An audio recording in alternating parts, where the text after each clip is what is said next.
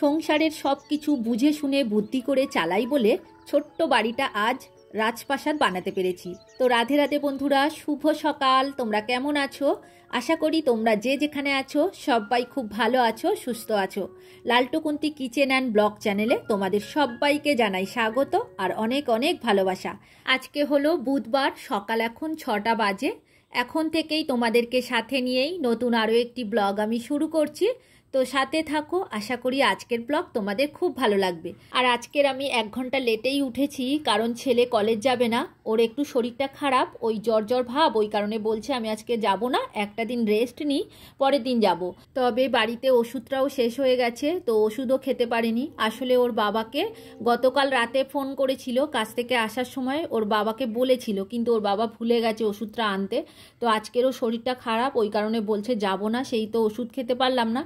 তো ওর একটু দোষও আছে, কি বলো তো, ওই যে বিকালে করে খেলতে যায়, তার জন্য শরীরটা আরও বেশি খারাপ হচ্ছে। মানে ক্রিকেট খেলতে এত ভালোবাসে, বিকাল হবেই ওই 4টে মতো বাজবে বেরিয়ে পড়বে। তো যাই হোক, আজকের ওয়েদারটা সেরকম ভালো নেই, মানে মেঘলা ভাব আছে, তবে ঝিরিঝিরি বৃষ্টিও হচ্ছে এখন, জানো তো।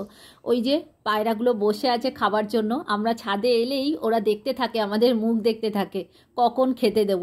তো আমি নিচে এসেই দেখো রান্না বসিয়ে দিয়েছি, আর আজকে তেমন কিছু বাড়িতে ছিল না, ওই ভাবছি সোয়াবিন আর পাঁপড়ের ডালনা করব। তো ওদিকে সোয়াবিন আর আলু কুকারের মধ্যে একটু সিদ্ধ করে নিয়েছি, আর এই দিকে ওই যে তেলের উপরে একটু সাদা জিরে শুকনো লঙ্কা ফোড়ন দিয়ে টমেটো আর যা যা মশলা দিই প্রত্যেক দিন, হলুদের গুঁড়ো, লঙ্কার গুঁড়ো, জিরে, ধনের গুঁড়ো আর একটুখানি বাতাসা দিয়েছি, দিয়ে ভালো করে কষিয়ে নিয়েছি।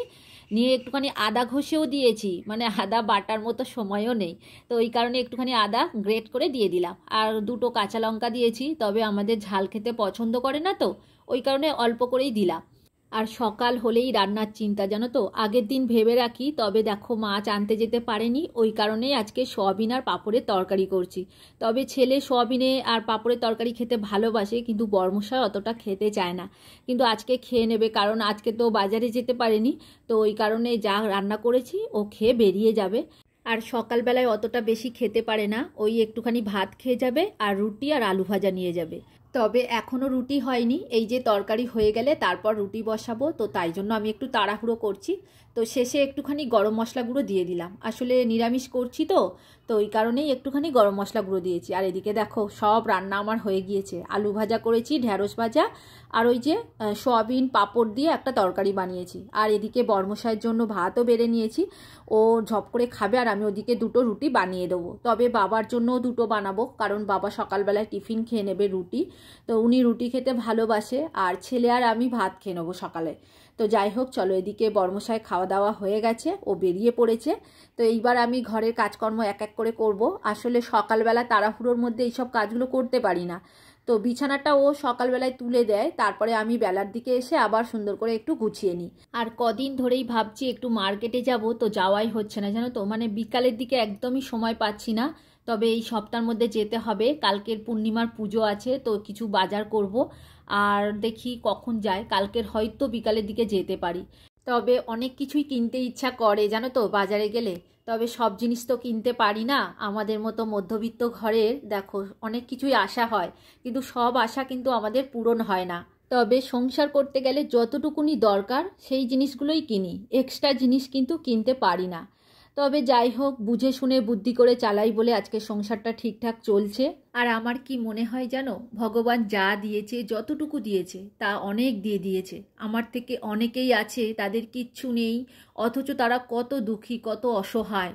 তো আমি মনে করি আমাকে যা ভগবান দিয়েছে অনেকটা দিয়েছে, আর এইভাবেই যেন খেয়ে পড়ে আমরা বেঁচে থাকতে পারি, এইটুকুনিই আমাদের আশা। তো চলো, এইবার স্নান করে ঠাকুর ঘরে চলে এসেছি, তো ওই যে ঠাকুরের বাসন মেজে নিলাম, এখন পায়রাগুলোকে একটু খেতে দিয়ে দিচ্ছি। তো দেখো কি করছিল, মানে গম খাওয়ার জন্য ওরা অস্থির হয়ে যায়। সকালবেলায় একবার চাল দেয়া হয়েছে, চাল পড়ে রয়েছে, চাল খায়নি, গম খাওয়ার জন্য মানে ছাদে আসতেই দেবে না কাউকে, যে আসবে তার মাথার উপরে বসবে, তার মুখের মধ্যে গিয়ে মানে ঝাপটাবে, এরকমই করে। তো যাই হোক, ওদের যে খেতে দিয়েছি আর কতটা স্পিডে খাচ্ছে দেখেছো, মানে এত তাড়াহুড়ো করবে, মাথা তুলবে না, যে যার মতো খেয়েই যাবে, কেউ কারোর দিকে তাকাবে না, মানে শুধু গমের দিকেই তাকিয়ে খেয়ে যাবে। তবে এখন যদি কাউকে ধরতে যায় আমি কিন্তু টপ করে ধরে নিতে পারবো, তবে অন্য সময় ধরতে পারবো না। ওরা যে মন দিয়ে খায় সেই সময় কিন্তু মানে ধরে নেওয়া যায় আর কি। আর গাছে আজকের একটাই জবা ফুল ফুটেছে, আর কিছু সাদা অপরাজিতা ফুল ফুটেছে। ওই যে অপরাজিতা গাছটা আছে, তো ওরা ফুল তোলে না জানো তো, মানে বর্মশাই যেদিন করে পুজো করে তো ও দেখতে পায় না, হয়তো একটা দুটো শুকিয়ে গেছে, দানাও হয়ে গেছে। আর আমি যে কটা ছিল তুলে নিলাম, আর কিছু ফুল ঠাকুরকে আবার দিয়েও দিয়েছি, আর কিছু ফুল আবার এখান থেকে তুলে নিয়ে এলাম।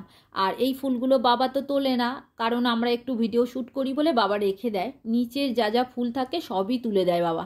তো পায়রাগুলোর ওদিকে কিছুটা খাওয়া হয়ে গেছে, আবারও খানিকটা দিলাম খেতে, ওরা খাচ্ছে আবার। তো আমার পুজো করা কমপ্লিট হয়ে গেছে, এখন নিচে চলে এসি।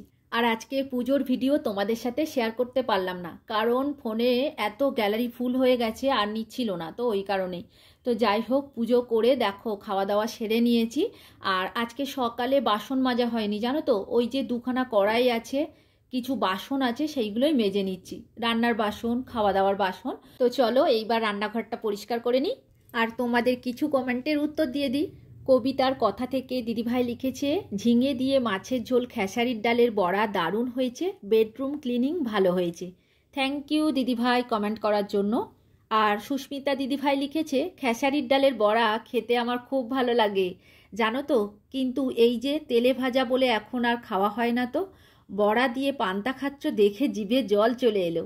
তো দিদিভাই হ্যাঁ, বড়া দিয়ে পান্তা ভাত খেতে খুব ভালো লাগে, তো তুমি একবার বানিয়ে খেতেই পারো, একদিন খেলে কিচ্ছু হবে না। তো আমরাও খাই মাঝে মধ্যে জানো তো, যেটা ইচ্ছা করবে সেটা খেও।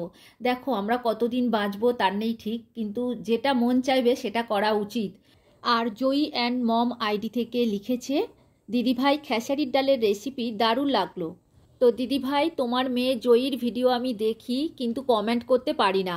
জয়ীর ভিডিও দেখতে আমার খুব ভালো লাগে, তবে তোমার কমেন্ট বক্স মনে হয় বন্ধ করা আছে। তো যাই হোক, কমেন্ট করার জন্য অসংখ্য ধন্যবাদ তোমাকে। আর কমেন্ট করেছে কল্পকথা থেকে, ভিডিওটি খুব ভালো লাগলো, ঝিঙে মাছ ডালের বড়া দিয়ে ঝোল খুব ভালো লাগলো। থ্যাংক ইউ দিদিভাই কমেন্ট করার জন্য। আর অমৃতা নাগ দিদিভাই কমেন্ট করেছে, আর বিট্টু বিদিশা ব্লগ আইডি থেকে কমেন্ট করেছে। তো তোমাদের সবাইকে অসংখ্য ধন্যবাদ কমেন্ট করার জন্য। তোমরা সবাই খুব খুব ভালো থেকো, আর এইভাবেই সব সময় আমার পাশে থেকো। এদিকে গ্যাস ওভেন পরিষ্কার করা হয়ে গেছে, ওই যে একটুখানি ভিম লিকুইড দিয়েছি, দিয়ে স্কচব্রাইট দিয়ে ভালো করে মেজে নিয়েছি।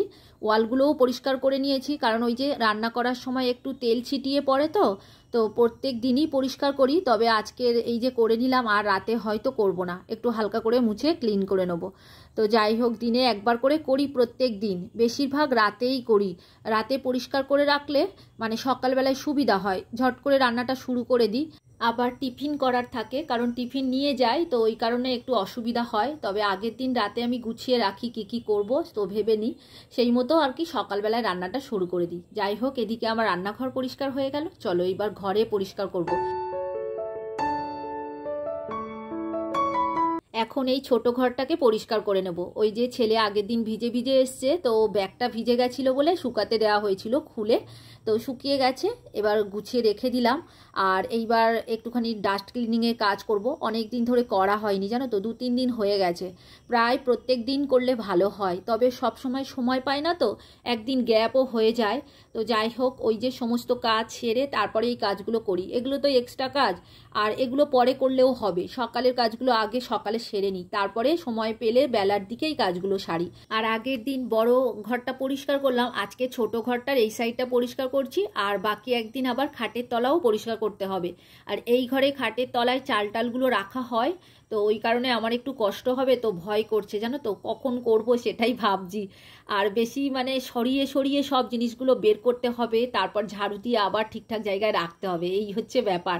আর খাটের তলায় কিছু জিনিসপত্র রাখলে তখন দেখবে খুব অসুবিধা হয় ঝাড়ু দিতে, ওইগুলোকে টেনে বার করতে হবে, তারপরে আবার ঝাড়ু দিয়ে আবার ঠিকঠাক জায়গায় রাখতে হবে। ওই কারণেই আর কি একটুখানি লেট হয়ে যাচ্ছে। যাই হোক, এরপরে রান্না পুজো আছে, করতে তো হবেই একদিন। আর এই যে একটু একটু করে পরিষ্কার করছি, এতে আমার সুবিধা হচ্ছে। একদিন খাটের তলাটা পরিষ্কার করব, করলেই হয়ে যাবে। তবে রান্নাঘরটা একদিন ধুয়ে মুছে একদম সাফ করতে হবে, মানে সমস্ত জিনিসপত্র নামিয়ে রান্নাঘরটা ক্লিন করতে হবে। ওটা অবশ্য আমি পারবো না, তবে বর্মশাই যেদিন থাকবে সেদিনই করব। আর রান্নাঘরটা ছোট্ট জায়গা তো, ওই কারণে ওইখানে চালও রাখি না, এই ছেলের ঘরটাতে চালগুলো রেখে দিই। কারণ দেখো ছোট জায়গার মধ্যে মানে ঝাড়ু দেওয়া যায় না, অসুবিধা হয়, মোছাও যায় না, তো ওই কারণে এই খাটের তলায় সমস্ত হাঁড়ি ভরে বালতি ভরে চালগুলো রেখে দিই। এদিকে ছোট ঘরটা ঝাড়ু দেওয়া হয়ে গেল, চলো এইবার বড় ঘরটা ঝাড়ু দেবো। আর আজকের আর ঘর মুছবো না, কারণ অনেকটা বেলা হয়ে গেছে। তো যাই হোক, চলো আজকের ভিডিও আর বড় করব না, এখানেই শেষ করব। তোমরা সবাই খুব খুব ভালো থেকো গো। আর ভিডিওটা কেমন লাগলো কমেন্ট করে অবশ্যই জানিও। আর নতুন বন্ধু হয়ে থাকলে চ্যানেলটিকে সাবস্ক্রাইব করে দিও। তাহলে আজকের মতো এখানেই রাখছি, এবার দেখা হবে পরের ভিডিওতে।